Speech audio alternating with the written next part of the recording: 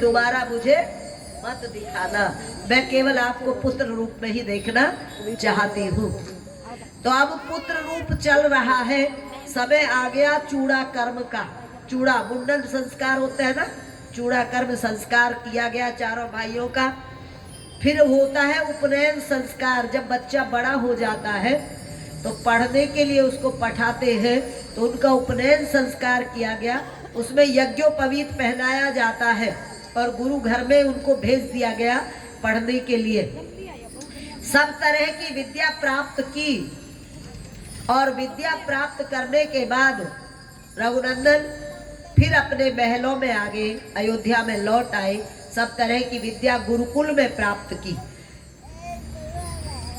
ये हमेशा से ही ये सिस्टम चला आ रहा है। राजाओं के लड़के भी गुरुकुलों में विद्या पाने जाया करते थे और वहीं रहते थे। एक जैसी वेशभूषा में, कोई वीआईपी ट्रीटमेंट नहीं होता था। उसी तरह से वो वहां पर विद्या प्राप्त करके आते थे। ऐसे ही चारों भाई विद्या प्राप्त करके लौटे और अयोध्या आ गए। जब विद्या प्राप्त करके लौट आए तो अब ये कहानी आगे बढ़ती है। कहाँ बढ़ती है?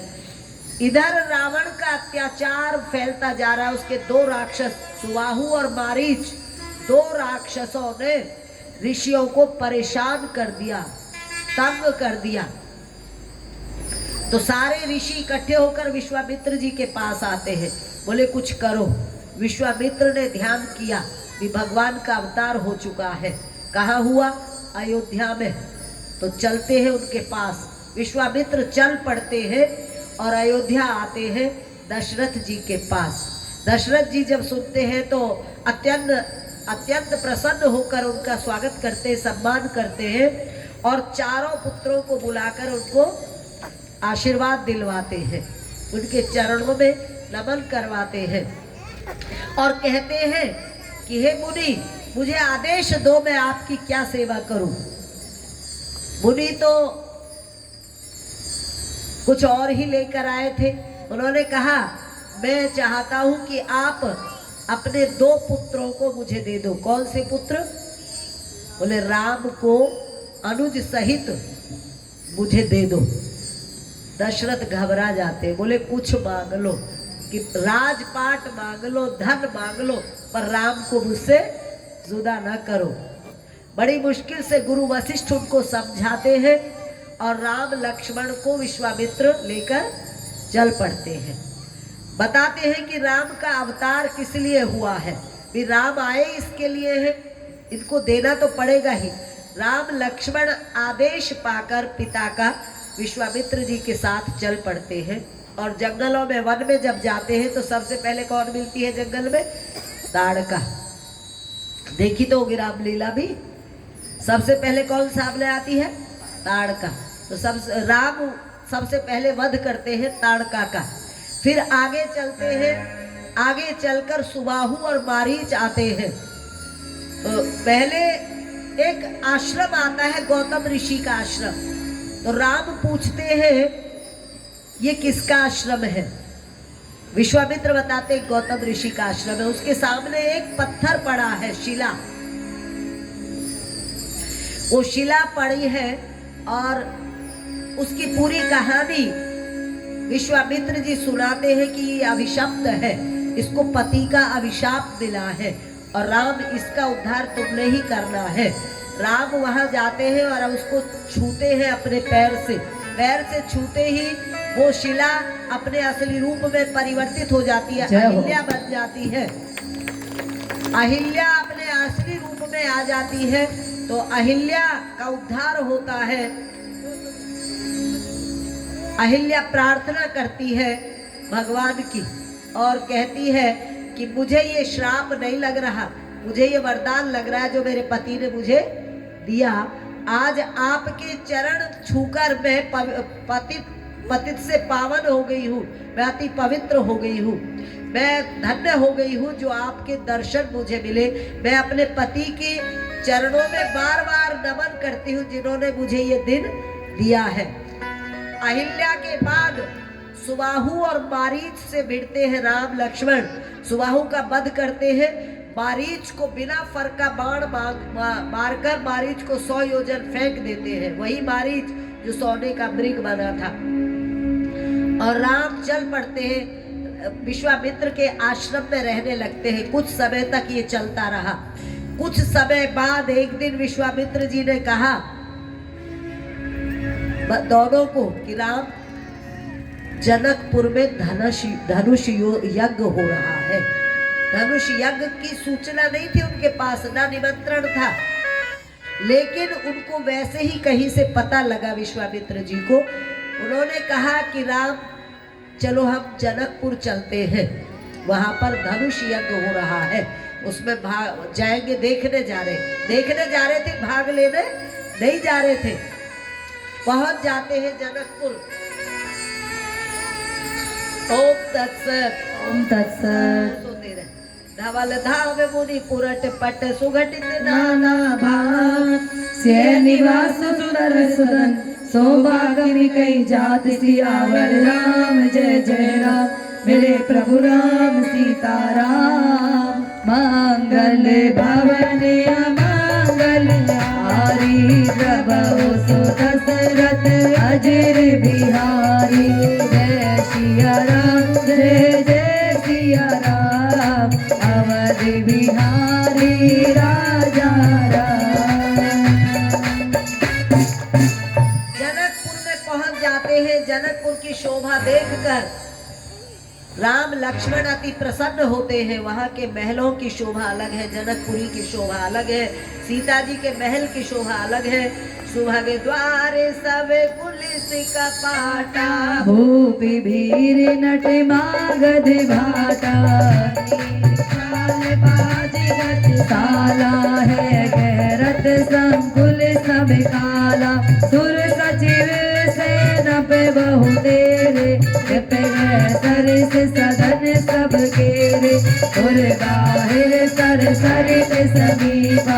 उतरे जात विपुल महीपा, देखी अनूप के अवराई। सब सुपास सब भांति सुहाई, कोश के मोर मनोमाना। यहाँ रही रघुवीर सुजा, भले नाथ कई कृपा निकेता। उतरे मुनि वृंद समेता, विश्वामित्र मुनि आए। समाचार मिथिलापति पाए, संग सचिव सुचि भूरि भटे। भूसर गुर गुर ज्ञान, चले मेरे मुनि नायक। खुद तेरा ही बात सियावर राम, जय जय राम मेरे प्रभु राम सीताराम। मंगल भवन अमंगल हारी, प्रभु सो दशरथ अजर बिहारी। विश्वामित्र जी जनकपुर जाकर उन्हें एक बगीचा अच्छा लगा, वो वहां पर रुक जाते हैं, ठहर जाते हैं। और वहां जब राजा जनक को पता चलता है कि विश्वामित्र आए हैं, तो बहुत सारे अपने साथ टीम लेकर, मंडली लेकर विश्वामित्र जी की अगुवाई के लिए वहां पहुंच जाते हैं और चरणों में नमन करते हैं। राम लक्ष्मण को देखकर सम्मोहित हो जाते, मुग्ध हो जाते हैं। राम लक्ष्मण को देखा तो आनंद से देखते ही रह गए, क्योंकि रूप ही ऐसा था। राम लक्ष्मण का जो रूप था वो इतना सौंदर्य था उनके उस पर मस्तक पर कि जो देखता था वो देखता रह जाता था। राजा जनक भी मुग्ध हो गए और पूछने लगे ये कौन है। तो वो उनको बता रहे हैं, प्रेम मगन मन जान नृप कर विवेक धर धीर। भोला मुनि बदनाय सुरु गद गद गिरा गंभीर। सियावर राम जय जय राम, हे प्रभु राम सीताराम। मंगल भवन अमंगल हारी, प्रभु सो दशरथ अजर बिहारी। जय सिया राम, जय जय सिया राम, जय सिया राम, जय जय सिया राम। राम लखन दो बंधुवर रूप शील बल धाम, मथुरा के सब साखी जग जीते असुर संग्राम सियावर राम जय जय राम रे प्रभु राम सीताराम। मांगल भवन मांगल हारी प्रभु सो दशरथ अजर बिहारी। जय सिया राम जय जय सिया राम। की कहराओ कही न सको निज बोल प्रभाओ। सुंदर श्याम गौर गौ भ्राता आनंदों के आनंद दाता। इनके प्रीति परस पर पावन कही न जाए मन भाव सुहावन। सुनो नाथ के मुदित विदे हो राम जीव इव सहज सने हो। पुनि पुनि प्रभु तब नर नाहो। पुलक गाते उरे अधिक ऊंचाओ। पुनि प्रसाद नाई पद सीसो। चलो लवाई नगर अभिनीसो। सुंदर सदन सुखद सब काला। कहाँ बासुले दीन भुआला। करे पूजा सब विधि सेवकाई। गौराओं विदा कराई। ऋषि संग सुख सुनी कर भोजन विश्राम। बैठे प्रभु भ्राता सहित दिवस धरी हरिराम सियावर राम जय जय राम हे प्रभु राम सीताराम। मंगलहारी प्रभु सो दशरथ अजर बिहारी। जय सिया राम जय जय सिया राम। राजा जनक बार बार देख रहे हैं राम और लक्ष्मण की ओर, उनकी दृष्टि नहीं हटती है। वो मुनि विश्वामित्र से पूछते हैं ये दोनों सुकुमार बालक किसके हैं, कहाँ से आए हैं? तो मुनि बताते हैं कि राजा दशरथ के पुत्र हैं और ये यज्ञ की रक्षा के लिए मैं इनको वहां से लेके आया हूँ। वो कहते हैं, चरण स्पर्श करते हैं, नमन करते हैं विश्वामित्र जी का, कहते हैं आपके आने से तो मैं धन्य हो ही गया, लेकिन ये जो दोनों बालक यहाँ आए हैं जो आनंद को भी आनंद देने वाले हैं, इनके आने से मेरा मन और भी आनंदित हो गया है। मैं कह नहीं पा रहा मुझे कितना आनंद इनको देखकर मिल रहा है। राजा जनक नहीं जानते कि ये कौन है। राजा जनक को पहले ही देखते ही उनके प्रति आकर्षण हो गया, क्योंकि वो उनके दामाद थे पहले, लेकिन उनको नहीं पता कि ये कौन है। उनको वह अपने आप ही प्यार पैदा हो गया उनके मन में, और वो उनको राजा विश्वामित्र जी को लेकर जनकपुरी आते हैं और अपने एक बहुत सुंदर महल में राजा जनक जी उनको ठहरा देते हैं। वहाँ ठहरने के बाद विश्वामित्र जी के पास राम जी और लक्ष्मण जी बैठे हैं। लक्ष्मण के मन में इच्छा होती है जनकपुरी को देखने की, और राम जी समझ रहे हैं लक्ष्मण की इच्छा को, पर लक्ष्मण कुछ बोल नहीं पा रहे। राम समझ के कहते हैं, गुरु से वो लेते हैं अनुमति कि गुरुदेव लक्ष्मण जाना चाहता है जनकपुरी देखने के लिए, आपकी आज्ञा हो तो जाए। गुरुदेव आज्ञा दे देते हैं और दोनों जनकपुरी देखने के लिए पहुंच जाते हैं। और वो जनकपुरी देखने नहीं गए, दरअसल वो जनकपुरी को दर्शन देने गए थे, क्योंकि वो जनकपुरी वो थी जिसमें आदि शक्ति जगदम्बा का जन्म हुआ। जय हो, तालियां, नगरी है। जय श्री राम। अब जनकपुरी में वो जाते हैं तो जो भी देखता है वो भागा चलाता। आपस में बता रहे हैं कि ऐसे देखो कैसी कैसी सुंदर सुकुमार है, राजकुमार है, कहाँ से आए हैं। कोई बता रहा है कि ऐसे विश्वामित्र जी के साथ आए हैं। बताते हैं ना, आधी अधूरी खबर भी देते हैं, पूरी खबर भी देते हैं, जिसको जितना पता है सब एक दूसरे को खबर दे रहे हैं। जिस गली से निकल जाते हैं उसी गली में हलचल मच जाती है। सब कोई भाग भाग के उनको देख रहे हैं, निहार रहे हैं, बहुत प्यारे लग रहे हैं, बहुत आकर्षित लग रहे हैं। देखकर वापस आ जाते हैं और उसके बाद फिर रात होती है। रात व्यतीत होने के बाद सुबह जब विश्वामित्र जी पूजा करते हैं तो उस पूजा के लिए फूल लेने के लिए दोनों भाई जो जनकपुरी का बगीचा है उसमें जाते हैं। वह किशोर सुषमा सदन श्याम गौर सुख धाम अंग अंग परिवार यही कोटि कोटि संग्राम। सियावर राम जय जय राम रे प्रभु राम सीताराम मंगल भवन मंगल हारी प्रभु सो दशरथ अजर बिहारी जय जय जय सिया राम जय सिया राम जय जय सिया राम।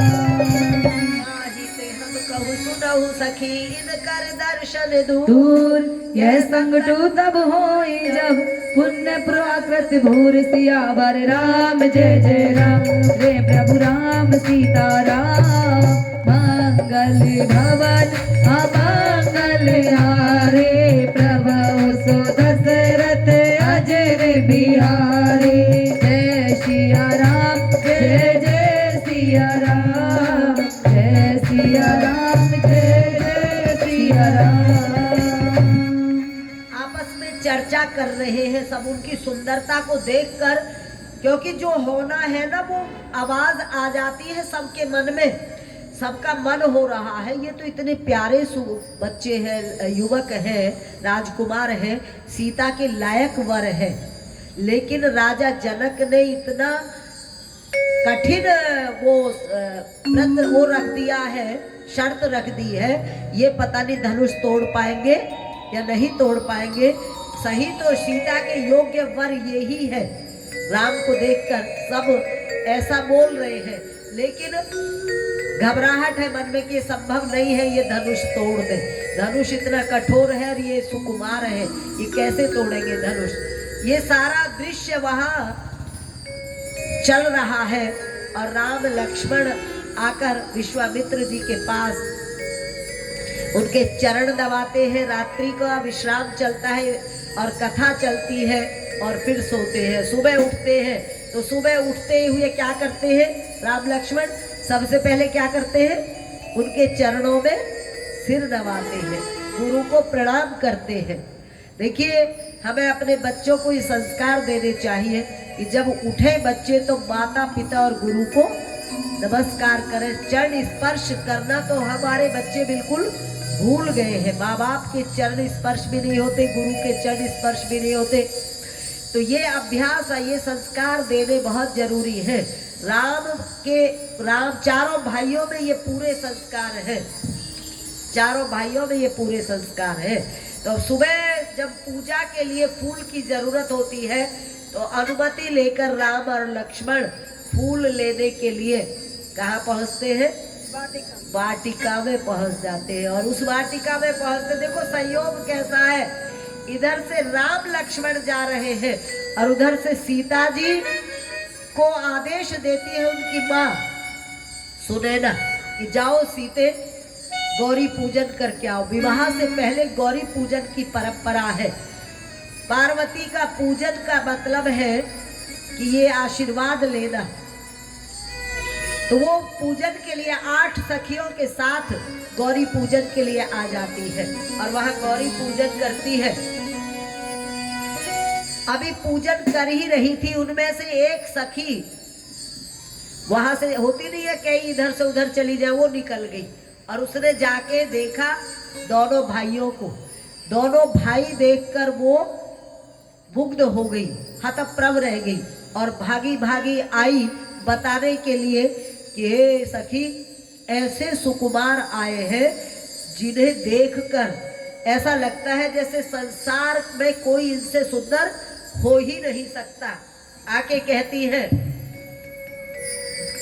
कुमार मैंने देखे, कुमार मैंने देखे सुंदर सखी दो कुमार, कुमार मैंने देखे सुंदर सखी दो कुमार, कुमार मैंने देखे सुंदर सखी दो कुमार, कुमार मैंने देखे सुंदर सखी दो कुमार।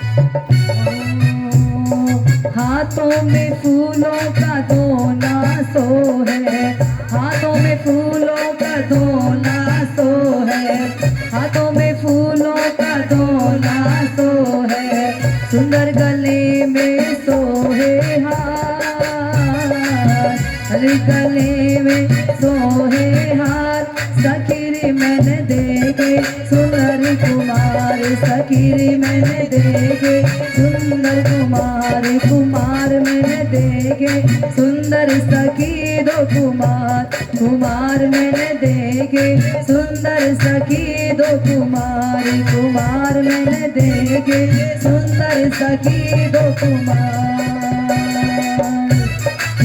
तालियां।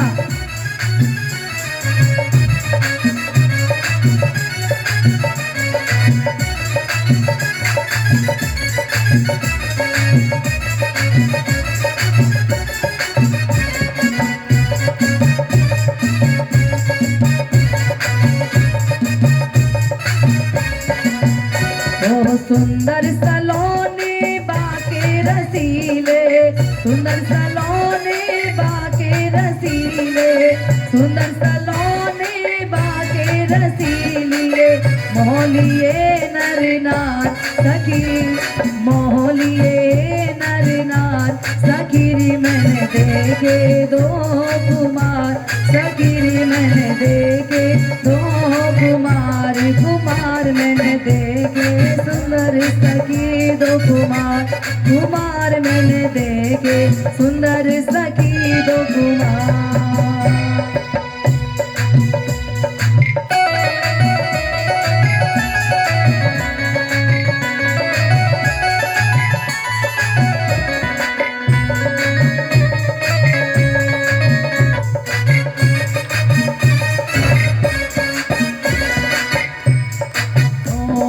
मुनियों का यजिनों ने रचाया, मुनियों का यजिनों ने रचाया, तीनों की सुनते पुकार, कुमार मैंने देखे सखी दो कुमार, कुमार मैंने देखे सखी दो कुमार, कुमार मैंने देखे सुंदर सखी दो कुमार, कुमार मैंने देखे सुंदर सखी दो कुमार, कुमार मैंने देखे सुंदर सखी दो कुमार।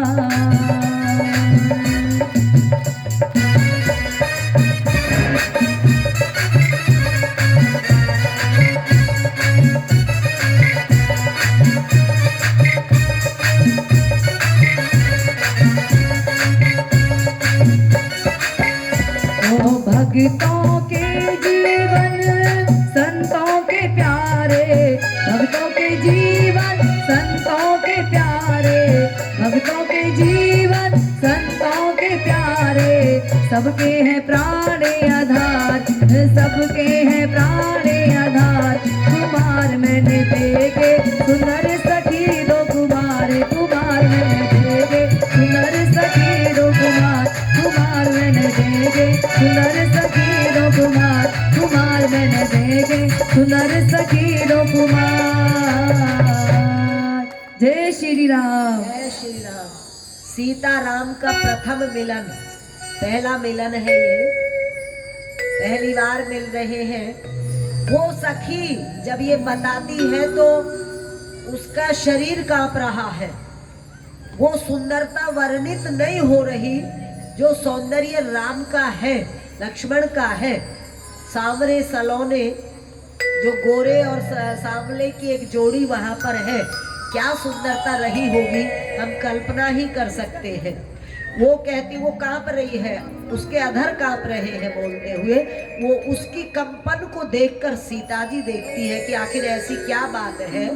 दासु दशा देखी सखिन पुलक गात जल नैन कह कारण निज हर्ष कर पूछै सब मृदु बैन सियावर राम जय जय राम मेरे प्रभु राम सीताराम मंगल भवन अमंगल हारी प्रभु दशरथ अजर बिहारी जय सिया राम जय जय सिया राम अवध बिहारी राजा राम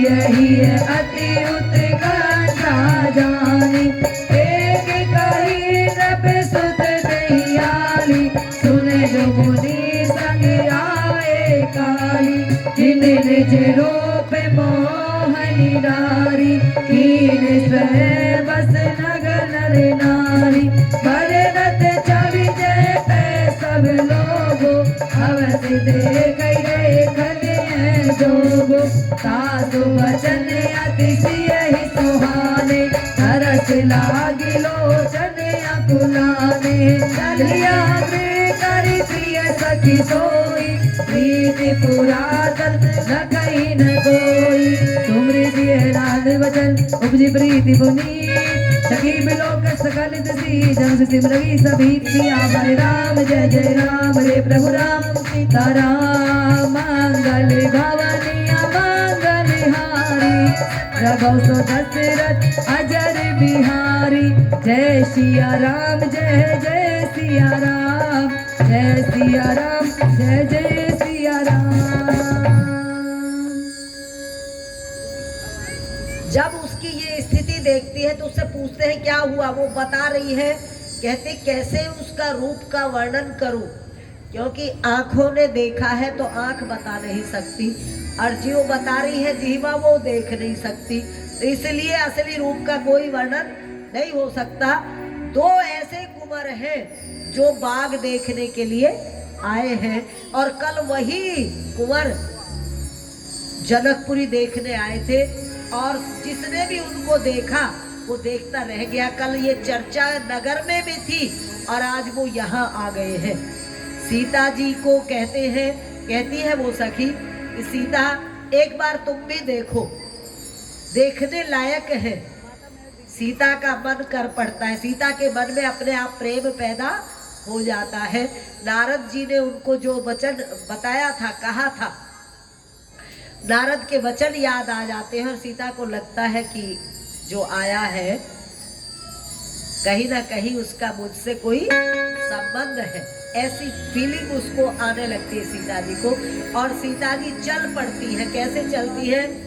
कंकन किंकिन नूपुर धुन सुन कहत लखन सुन राम हृदय गुण मानव मदन दुदुम्बी दीने मन साविस विजय कह कीनी अस कहीं बिरचिताई तही ओरा सेवक ससी भय नैन चकोरा राय बिलोचन चारु अचंचल नौ सुखी निमित दिगांचल किसी शोभा सुख पावा हृदय सराहत वचन न आवा जनो बिरन सब निज न पुनाई गिरजी भीष्ट के प्रगट दिखाई सुंदरता कहूँ सुंदर करई विग्रह दीप सखा जनु भरई सब उपमा कवि रहे जुटारी हिमट सरो विदेह कुमारी ये शोभा ही बरन प्रभु